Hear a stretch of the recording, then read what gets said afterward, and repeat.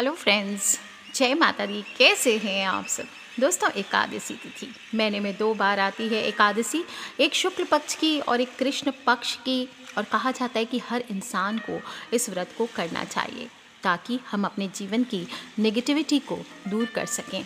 हमारे जीवन में सिर्फ हमारे शरीर में ही नहीं, हमारे दिमाग में, हमारे जो एनवायरनमेंट में टॉक्सिन्स है, हमारे आसपास जो नेगेटिव ऊर्जा भर गई है, नकारात्मक ऊर्जा भर गई है, उसको हम दूर कर सकें।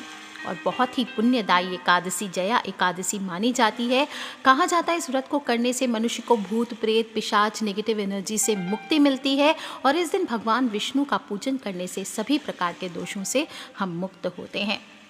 23 फरवरी मंगलवारी एकादशी है दोस्तों। इस बार उपवास ज़रूर रखना चाहिए, नहीं भी रखें तो कम से कम जलीय फलाहार या जो भी आप करना चाहें, फ्रूट्स खा करके फलाहार करके आपको उपवास रखना चाहिए। एकादशी तिथि है, इसका प्रारंभ 22 फरवरी को सोमवार के दिन शाम को 5:16 पर हो रहा है और एकादशी तिथि की समाप्ति आपको मंगलवार के दिन शाम को 6:05 पर हो जाएगी।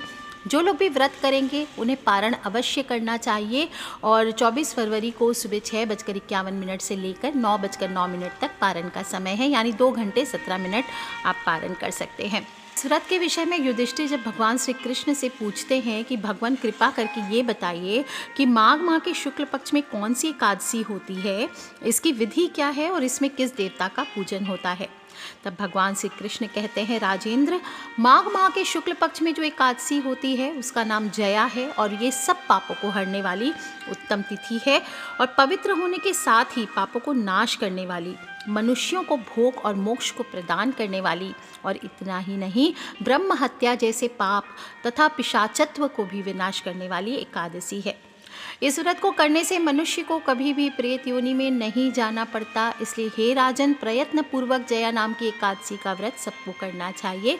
एक समय की बात है, स्वर्ग लोक में देवराज इंद्र राज्य किया करते थे। देवगण परिजात वृक्षों से युक्त नंदनवन में अप्सराओं के साथ विहार कर रहे थे। 50 करोड़ गंधर्वों के नायक देवराज इंद्र ने स्वेच्छा अनुसार वन में विहार करते हुए बड़े हर्ष के साथ नृत्य का आयोजन किया। गंधर्व उसमें गान कर रहे थे, जिसमें पुष्पदंत, चित्रसेन तथा उसके पुत्र ये 3 प्रधान थे और चित्रसेन की स्त्री का नाम मालिनी था। मालिनी से एक कन्या उत्पन्न हुई थी जो पुष्पवंती के नाम से विख्यात थी और पुष्पदंत गंधर्व का एक पुत्र था जिसको लोग माल्यवान कहते थे। माल्यवान पुष्पवंती के रूप पर अत्यंत मोहित था। ये दोनों भी इंद्र के संतोषार्थ नृत्य करने के लिए आए थे और इन दोनों का गान हो रहा था। इनके साथ अप्सराएं भी थी।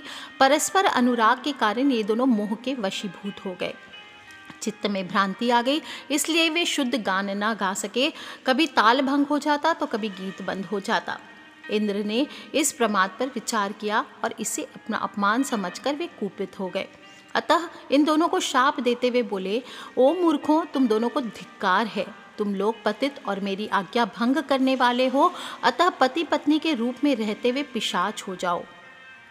इंद्र के इस प्रकार शाप देने से दोनों के मन में बड़ा दुख हुआ। हिमालय पर्वत पर चले गए और पिशाच योनि को पाकर भयंकर दुख भोगने लगे। शारीरिक पातक से उत्पन्न ताप से पीड़ित होकर दोनों ही पर्वत की कंदराओं में विचरते रहे और एक दिन पिशाच ने अपनी पत्नी पिशाचिनी से कहा, हमने कौन सा पाप किया है जिससे यह पिशाच योनि प्राप्त हुई है। नरक का कष्ट अत्यंत भयंकर है तथा पिशाच योनि भी बहुत दुख देने वाली है, अतः पूर्ण प्रयत्न करके पाप से बचना चाहिए। इस प्रकार चिंता मग्न होकर वे दोनों दुख के कारण सूखते जा रहे थे। दैव योग से उन्हें माघ माह के शुक्ल पक्ष की एकादशी की तिथि प्राप्त हो गई और जया नाम से विख्यात वह तिथि सब तिथियों में उत्तम है। उस दिन उन दोनों ने सब प्रकार के आहार त्याग दिए, जलपान तक नहीं किया और किसी जीव की हिंसा नहीं की, यहाँ तक कि खाने के लिए फल तक नहीं काटा और निरंतर दुख से युक्त होकर वे एक पीपल के समीप बैठे रहे। सूर्यास्त हो गया, उनके प्राण हर लेने वाली भयंकर रात्रि उपस्थित हुई। उनको नींद नहीं आई और वे रति या कोई भी सुख नहीं पा सके। सूर्योदय हुआ, द्वादशी का दिन आया। इस प्रकार पिशाच दंपत्ति के द्वारा जया के उत्तम व्रत का पालन हो गया। उन्होंने रात्रि में जागरण भी किया था। उस व्रत के प्रभाव से तथा भगवान विष्णु की शक्ति से उन दोनों का पिशाचत्व दूर हो गया। पुष्पवंती और माल्यवान अपने पूर्व रूप में आ गए। उनके हृदय में वही पुराना स्नेह उमड़ रहा था। उनके शरीर पर पहले जैसे ही अलंकार शोभा पा रहे थे। और वे दोनों मनोहर रूप धारण करके विमान पर बैठे और स्वर्गलोक में चले गए। वहाँ देवराज इंद्र के सामने जाकर दोनों ने बड़ी प्रसन्नता के साथ उन्हें प्रणाम किया। उनके इस रूप में उपस्थित होता देखकर इंद्र को बड़ा विस्मय हुआ। उन्होंने पूछा, बताओ किस पुण्य के प्रभाव से तुम दोनों का पिशाचत्व दूर हुआ है? मेरे शाप को प्राप्त हो चुके थे, फिर किस देवता ने तुम्हें छुटकारा दिलाया है? तब माल्यवान कहता है, स्वामिन, भगवान वासुदेव की कृपा तथा जया नामक एकादशी के व्रत से हमारा पिशाचत्व दूर हुआ है। इंद्र ने कहा, तो अब तुम दोनों मेरे कहने से सुधा पान करो। जो लोग भी एकादशी के व्रत में तत्पर और भगवान श्री कृष्ण के शरणागत होते हैं वे हमारे भी पूजनीय होते हैं। भगवान श्री कृष्ण कहते हैं, राजन, इस कारण एकादशी का व्रत करना चाहिए और नृप श्रेष्ठ जया ब्रह्म हत्या का पाप भी दूर करने वाली एकादशी है। जिसने भी जया का व्रत किया है उसे सब प्रकार के दान दे दिए और संपूर्ण यज्ञों को अनुष्ठान कर लिया। इस महात्म्य के पढ़ने से, सुनने मात्र से और औरों को सुनाने मात्र से अग्निष्टोम यज्ञ का फल मिलता है। व्रत की कथा यहीं संपूर्ण होती है और इसलिए आपको भी इसे सुनाना चाहिए। इस दिन आपको एकादशी के दिन पहले दिन दशमी की रात्रि से ही आपको बहुत ही सात्विकता से रहना चाहिए। हल्का सात्विक भोजन करते हुए आपको शयन करना चाहिए। ओम नमो भगवते वासुदेव का जप करते हुए ब्रह्मचर्य का पालन करते हुए सोना चाहिए। एकादशी के दिन सुबह जल्दी उठें। जल्दी सूर्य उदय के 2 घंटे के अंदर अंदर आपको नहा धो करके अपने घर के मुख्य द्वार को साफ़ करना चाहिए। पूजा स्थल को साफ़ कीजिए और घर के मुख्य द्वार पर हल्दी के जल का छिड़काव करें। स्नान करके शुद्ध पीले वस्त्र आप पहन सकते हैं। हल्के रंग के वस्त्र लाल पीले पहन सकते हैं, लेकिन काले और नीले रंग के वस्त्र नहीं पहनने चाहिए। सूर्य देवता को 1 लोटा जल ज़रूर अर्पित करें। जल के लोटे में थोड़ी सी हल्दी डाल लीजिए। पूजा स्थल को साफ करें या उनके जो भी स्वरूप हैं, कृष्ण हो, राम हो, आप उनकी मूर्ति, प्रतिमा या चित्र जो भी है उसको स्थापित करके आप पूजा कर सकते हैं। षोडशोपचार पूजन होता है भगवान का। आप धूप, दीप, नैवेद्य, नारियल, प्रसाद, तुलसी, जो भी चीज़ें आप फूल, पीले रंग के फूल चढ़ाने से विशेष रूप से कृपा प्राप्त होती है। पंचामृत से स्नान करवाइए। शंख, दक्षिणावर्ती शंख है तो उससे आप वासुदेव जी को स्नान करवाइए। इस दौरान आप भजन करते रहें। विष्णु भगवान के नामों का सहस्त्र नाम का जप कर सकते हैं। ओम नमो भगवते वासुदेवाय इसका जप कर सकते हैं और फिर इस प्रकार से आपको धूप दीप से उनका पूजन करना चाहिए। अगले पूरे दिन मन में आप ओम नमो भगवते वासुदेवाय का जप करते हुए बिल्कुल शांत मन से मौन धारण करके आपको निकालना चाहिए। रात्रि को दोबारा से आप विष्णु भगवान के सामने, लक्ष्मी माँ के सामने बैठ के धूप दीप करें, कीर्तन करें और हो सके तो रात्रि जागरण करते हुए आपको बिताना चाहिए। इस रात्रि को सोना नहीं चाहिए।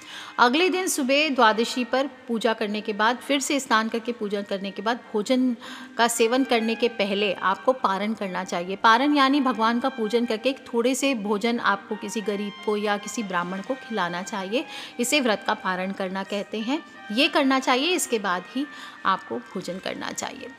दोस्तों, ये जो आज का दौर है इसमें पैसे के लिए भी बहुत सारे, माता लक्ष्मी की प्राप्ति के लिए भी सभी लोग बहुत सारे उपाय करते रहते हैं। सुबह से रात तक भागते रहते हैं, फिर भी कई बार क्या होता है, दुर्भाग्य पीछा नहीं छोड़ता, काम धंधा नहीं बनता। महंगाई का दौर है, इसलिए पैसे की बात हम ज़रूर करते हैं, लक्ष्मी की बात करते हैं।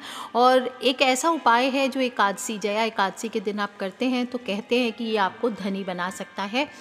धनी के लिए क्या चाहिए? पैसा। और पैसे के लिए हम करेंगे सिक्के से उपाय। तो सिक्के को भी धन का प्रतीक माना जाता है और सिक्का आप देखते होंगे हर पूजा पाठ में, हम पूजा पाठ करने के बाद कोई ना कोई सिक्का हम भगवान को अर्पित ज़रूर करते हैं। सिक्का कहा जाता है सिर्फ पैसा नहीं होता, किस्मत नहीं होता, हमारे जीवन की नकारात्मक ऊर्जा, जो नेगेटिव एनर्जी है, उसको हटा करके भी हमारे जीवन में सकारात्मकता का वास करता है।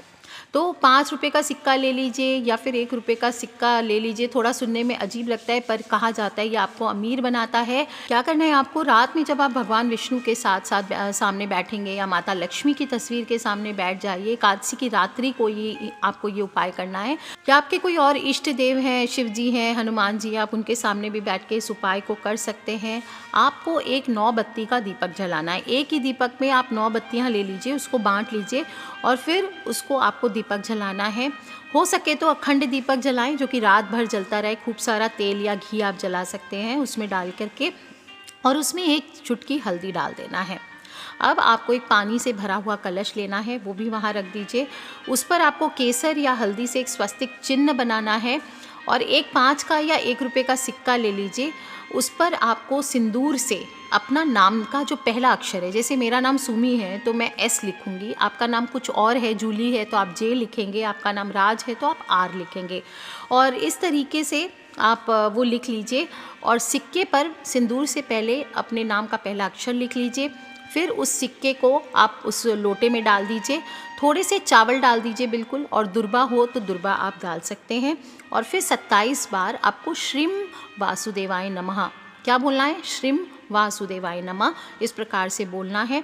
और फिर लोटा लेकर के छत या बालकनी में जाइए, उसके ऐसे रख दीजिए कि आसमान की तरफ लोटे का मुख हो और रात भर चंद्रमा की छाया उस पर पड़ती रहे। अगली सुबह आपको वो लोटा लेना है, जो जल है लोटे का वो नहाने के पानी में मिला करके आपको स्नान करना है। जो सिक्का है उसे ले करके पर्स में रख लेना है। थोड़ी सी दुर्बा जो चावल रहेगा वो आपके स्नान के जल के साथ बह जाएगा, उसको आपको कुछ नहीं करना है। दोस्तों, सिक्के को उठाकर आप अपने पर्स में या धन के स्थान पर, या तो पीले कपड़े में साटन का कपड़ा, जो सिल्क का कपड़ा होता है वो ले लीजिए, या फिर आप उसे रेशमी, कोई भी लाल, गुलाबी या पीले रंग के रेशमी वस्त्र में बांध के अपनी तिजोरी में रख सकते हैं। पेपर अगर नहीं है कपड़ा तो पेपर में भी बांध सकते हैं या ऐसे ही रख दीजिए। दोस्तों, इस उपाय से नारायण और माता लक्ष्मी दोनों ही अत्यंत प्रसन्न होते हैं और जातक को सभी सुखों की प्राप्ति करा करके ऐश्वर्य की प्राप्ति कराते हैं। धन लाभ होता है। बरकत नहीं हो रही है धन के स्थान पे, वहाँ रख दीजिए, बरकत होने लगती है। दुकान में गल्ला नहीं आता है तो दुकान में रख दीजिए, दुकान के गल्ले में बढ़ोतरी होती है। हर तरफ से आपको धन लाभ की प्राप्ति होती है। जो लोग भी इतना सारा उपाय नहीं कर सकते वो नॉर्मल विष्णु भगवान के सामने कुछ पैसे रख दीजिए और ओम नमो भगवते वासुदेवाय की एक माला का जप कर लीजिए और उसके बाद ये पैसे अपने पर्स में रख लीजिए। ये भी बहुत ज़बरदस्त उपाय होता है। हर समय जब भी आप पूजा करते हैं आपको लगता है धन में प्रॉब्लम हो रही है तो ये छोटा सा उपाय आप किसी भी एकादशी को या गुरुवार को कर सकते हैं। दोस्तों, भगवान को पीले फूल अगर हो सके तो आपको ज़रूर अर्पित करनी चाहिए और जो दिया जलाएंगे उसमें एक चुटकी हल्दी आपको ज़रूर मिलाना है, ये बात का ध्यान रखें।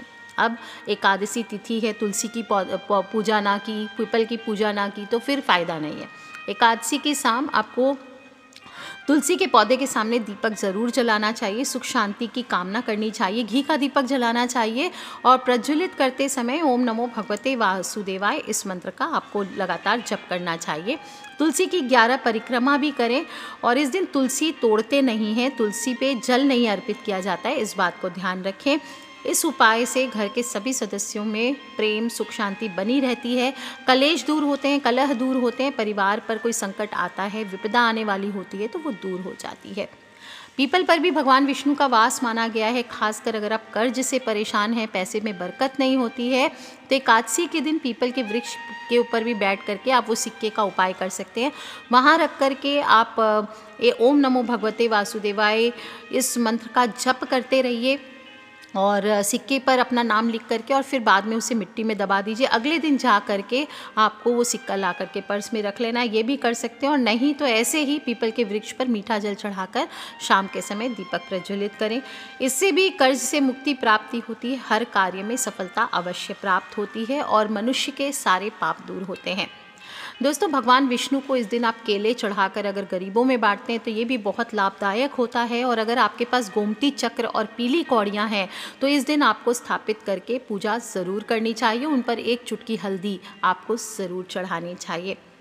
ये तो आप करेंगे पूजा पाठ, लेकिन इसके साथ साथ कई बार हम गड़बड़ क्या करते हैं, हम अपने नियमों का पालन नहीं करते, क्योंकि हमारी सात्विकता तो हमने बनाई लेकिन जो गलत चीज़ें हम अपनी ज़िंदगी से दूर नहीं करते, जो गलतियां हैं इनका पालन नहीं करते, जिससे हमें पूरी तरह से किसी भी व्रत का फल नहीं मिलता। आपको सुख और वैभव चाहिए तो आपको नियम के अनुसार एकादशी व्रत करना चाहिए। दशमी, एकादशी और द्वादशी तिथि तीन दिन ये व्रत होता है। ऐसा नहीं कि सिर्फ एकादशी को आपको नियम पालन करने चाहिए। दशमी तिथि की रात्रि में ही आपको ब्रह्मचर्य, मैंने बताया, सात्विकता से रहना चाहिए और मसूर की दाल का सेवन नहीं करना चाहिए। चना हो और ना ही चने के आटे से, यानी कि बेसन की चीज़ें आपको नहीं खानी चाहिए। पूर्ण रूप से फलाहार करना चाहिए जो लोग भी करते हैं, और नहीं तो सात्विक भोजन करें। इस दिन शहद और चावल भी नहीं खाना चाहिए।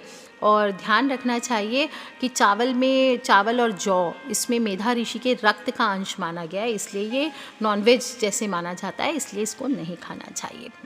व्रत के दौरान खान पान अपना संयम पूर्वक करना चाहिए, साथ ही अपने व्यवहार में भी सात्विकता बरतनी चाहिए।